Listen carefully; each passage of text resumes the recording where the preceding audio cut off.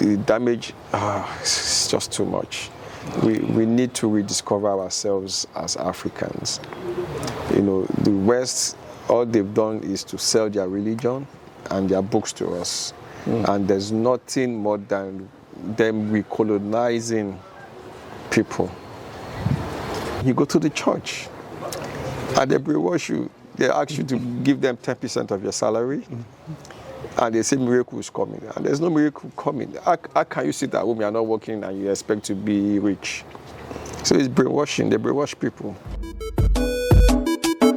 I'm a king. Hello, my name is Femi Shuewu. I'm from Africa Web TV. I'm sitting with Kunle Kuti. And I think that last name says a lot. And if you look at the guy sitting next to me today, you'll see the total resemblance with fella Anikulapo-Kuti. He's the director of the Kalakuta Museum, preserving the heritage, proud heritage of one of the greatest Africans that has ever lived, fella Anikulapo-Kuti. Mr. Kunle Kuti, welcome. Thank you. A lot of people will say, who is Kunle Kuti? So I'm Kunle Kuti. I'm fella's second son. I manage the museum, and I'm very quiet and reserved. I'm not out there like my other, brothers. Why is it that you have chosen to be the quiet one? It's nature. I don't know how I got there, but Were you not interested in music or?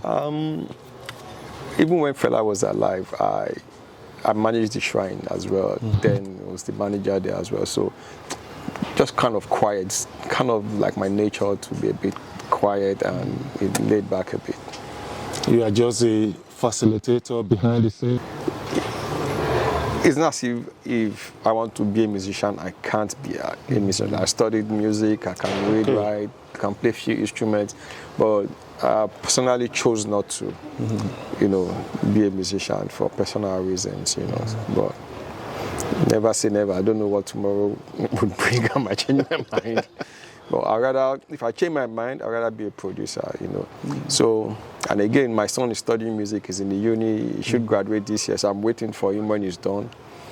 I want to work with him, so you might hear a lot, from us soon. Yeah, music runs in the family. Yeah. How is it to be the son of fella?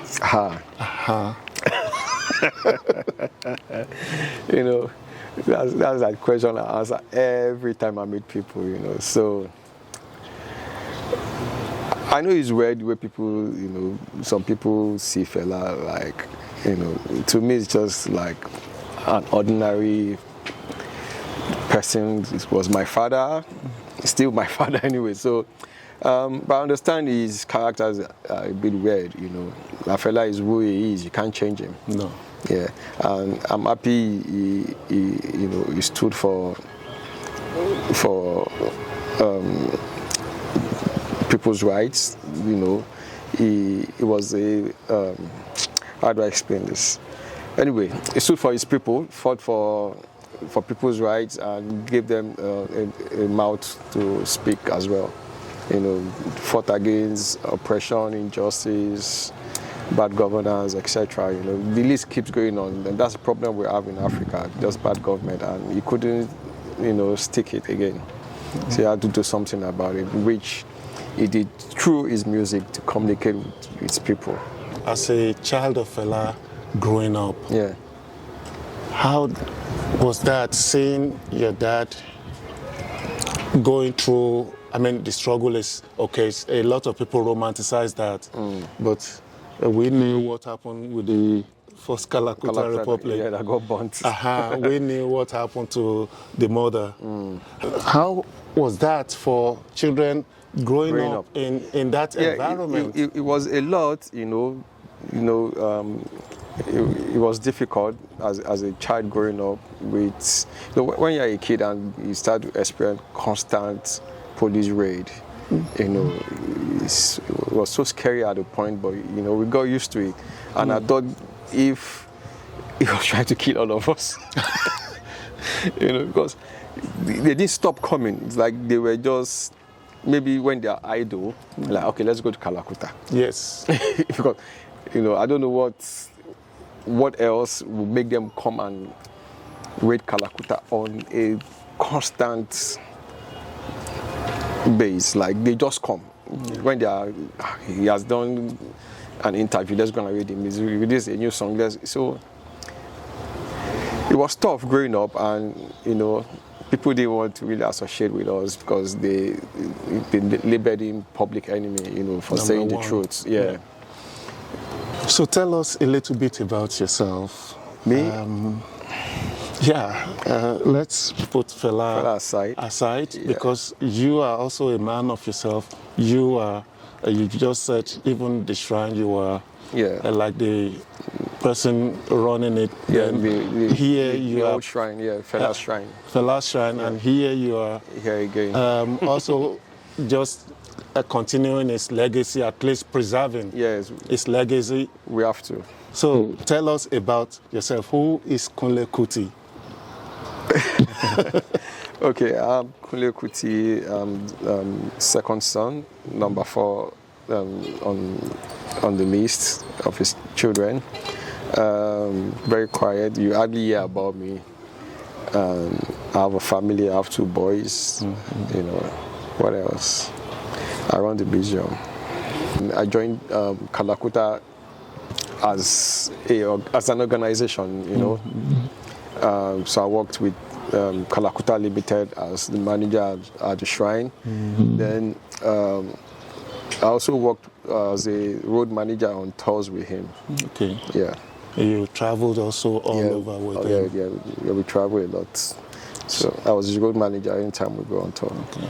And how did the idea of the museum start? So when Fela past 97, the family thought of what to do with the building because it was deteriorating, and like, okay, so it was an idea that we should turn into a museum and preserve, its legacy, life, works, and everything, and make it accessible to the public for viewing.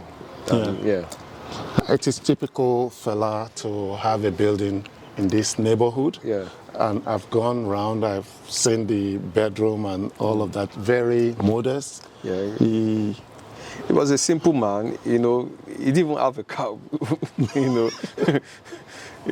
didn't own one car, so his life was simple, he had put upon himself to say the truth and challenge the authority. No compromises, anything that's going to happen, let it happen. I will not stop saying the truth. So everything at that point, after Kalakuta, I think everything to him was just vanity. Like, he was extremely rich in the 70s before they burned Kalakuta, and you can imagine what they did, the destruction. Through his mother from the 2nd floor, she died from the injuries. He lost everything, they froze his account, and they even made a decree that no landlord should rent him a house. So he had to move to Ghana. It was tough growing up. Yeah. It was really hard. So those who do not know about the Kalakuta Museum, Kalakuta Museum is in Bemisola Street in Ikeja, Lagos. When you enter the Kalakuta Republic, you feel like Fela is still alive, and of course he's still alive. Yeah. When somebody has achieved this much, has touched so many lives, those people never die. So when you enter the museum, it's like you feel his presence. You feel his presence, but it's also like 3 or 4 dimensional. You see him everywhere, watching over you. So, and how did you decide this was how you were going to curate the museum? So my elder sister, our partner is an architect, and he was one that actually came up with the plans and everything. After we had that discussion with him, and we got fundings from the states. They helped us put it together. The Lagos State Tourism. What's the relationship of the Fela family, Fela Museum, Fela Shrine, and his legacy with the federal authority now? You know, it's hard for them to really associate with us as a Kuti, as that name, you know, because of The past. yeah. And we know the immediate past president, who that person who is. was also an enemy, Aha. I would say. That is Muhammad Buhari. Yeah, I'm saying you know, that. So he arrested Fela, sent him to prison, for currency trafficking. He had only £1,600 on him, and Yeah. he arrested him for currency trafficking. So all of them, Obasanjo, was only Babangida that, all through his 8 years, he never arrested Fela for anything. I think he was a fan, maybe like Fela or something, I don't know. But Yeah, I think everyone was a fan. Yeah, was a they fan. were just Yeah. jealous. You say so? The truth is hard. No, people don't like the truth, and it was on their case for all the hills they were doing. Stole so much money, ruined Nigeria's economy. The list, you can't, if when we start now, we're not going to stop. And Fela's like, no, country can't work like this. And they didn't like that he stood and could challenge them. There were military people there, and you dare not. One of the other things that really, I won't say attracts me, but really very fascinating about this museum is also that people can stay here. Yeah. You have some. We have like few rooms, like a boutique hotel. Just to have like the experience, in Kalakuta experience, and it's open to the public too. You cannot miss it. Yeah. Once you stay here, it's like you are staying in Fela's house with Fela present everywhere. Everywhere, yeah. So how many people do make use of the Airbnb or? I need to check places? the list. We have serious traffic. Yeah. Yeah. I'm not surprised. Yeah. Sometimes it's quiet, but if I tell you numbers, I might be lying. It's a lot.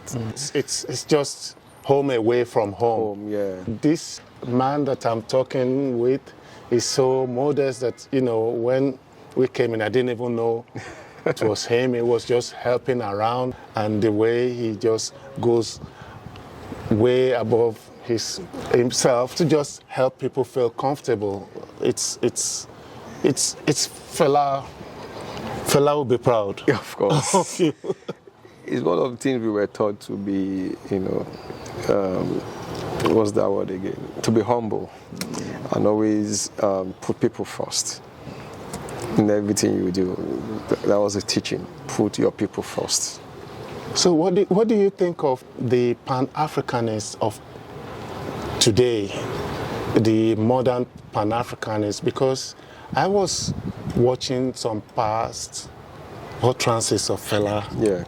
And I'm like, this man was either a sage or he was just way ahead of his time, because even some of the languages he was using 40 years ago are now being used by some of the modern day Pan-Africanists. Yeah, because he chose not to read European books, about Africa, and that he chose his set of books that he had to read to rediscover himself as an African, so he could have an identity, like I'm a black man. The books out there, they tell you Mongo back discovered River Niger when you have natives there, or someone else, I have personally, I have that quote on my laptop. Yeah. Like, how can Mungo Park discover what was already there, Yeah, so, what people already but knew was that there? are the books that they have given to people to read. Yeah. They're not teaching people about Africa itself, about its culture, its people and tradition. They're not doing that. Yeah, and a lot of people think when people like that are saying that they hate the West. the other race, the West or whatever, but it's more like self-awareness. It is. Be proud of what you have. Yes. Like Fela, sang in one of his songs, like, if you don't buy Africa, how do we sell ourselves and be rich? What do you think of those people now still fighting for the emancipation? Do you see them as, people continuing the legacy, or do you see them like they still need a lot of education?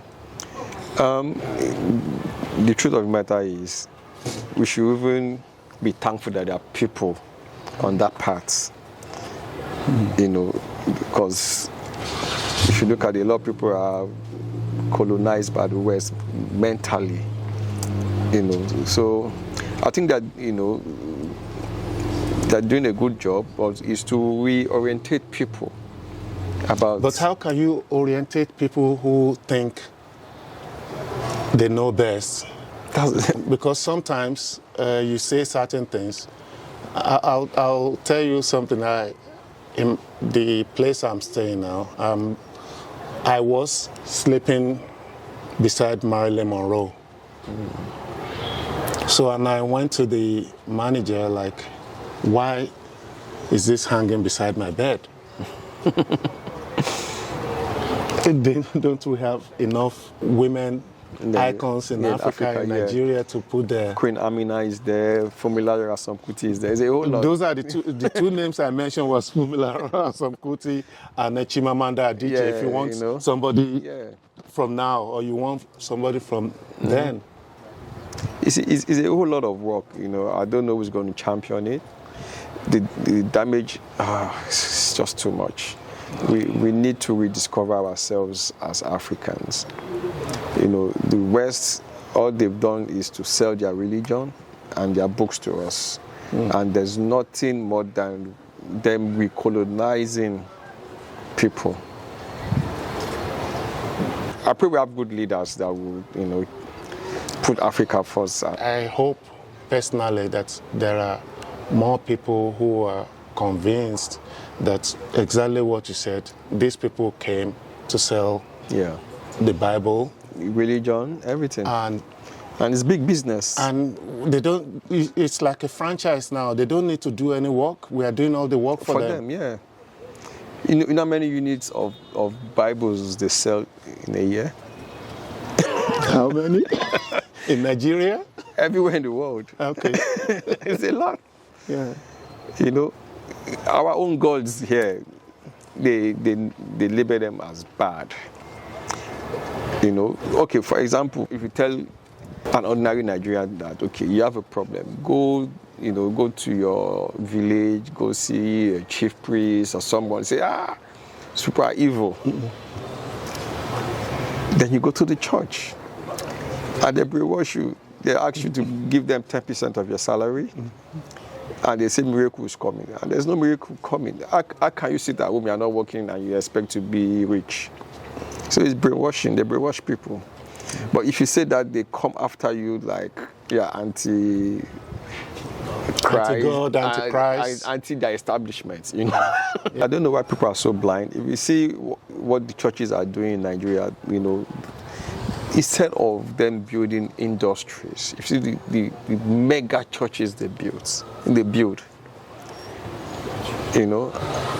So how will the country improve when all you think is to build churches? There's no corner in Lagos that you won't find a church.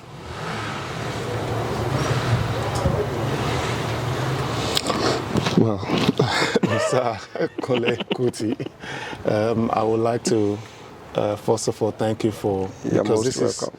Is at very short notice, impromptu. Yeah, very impromptu. And I'm really very happy you agreed to this informal chat. Is there anything you want to say to whoever might be listening to this? To black people around the world, please set your mind to Africa. Always, if you're an African, do everything as much to be an African.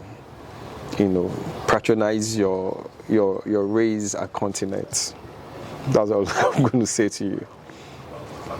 On that note, I'm going to have to round up. My name is Femi Shuewu. at the Kalakuta Museum, feeling really very blessed to be talking to Kunle Kuti, one of the people preserving the legacies of Fela Anikulapo-Kuti. And I'm going to invite you whenever you are in Lagos to spend some time at the museum. On behalf of the lady behind the camera. Let's see your face. Why you behind the scene?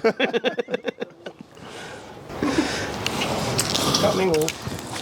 Yeah, coming though. She's coming home. No, she's here. On behalf of the lady now in front of the camera, this is Femi Sheo reporting for Africa Web TV. Don't forget to subscribe, share, and like our videos. Bye. I'm a king, yes, I'm a king. I think I'm a king.